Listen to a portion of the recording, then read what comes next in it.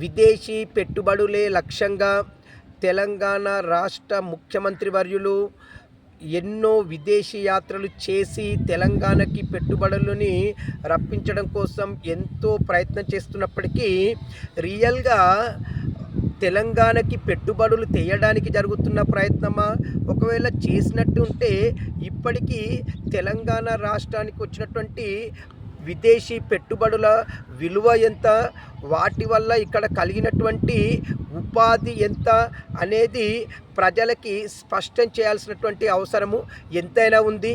ఏది ఏమైనా బీఆర్ఎస్ ప్రభుత్వ హయాంలో కేటీఆర్ గారు అప్పట్లో ఎన్నో విదేశీ యాత్రలు చేసి అక్కడి పారిశ్రామికవేత్తలను ఒప్పించి తెలంగాణ రాష్ట్రానికి ఎన్నో వేల కోట్ల, చెప్పాలంటే లక్షల కోట్ల పెట్టుబడులు తెచ్చినది వాస్తవము. దాని ఫలితాలు కూడా మనం చూస్తూనే ఉన్నాం.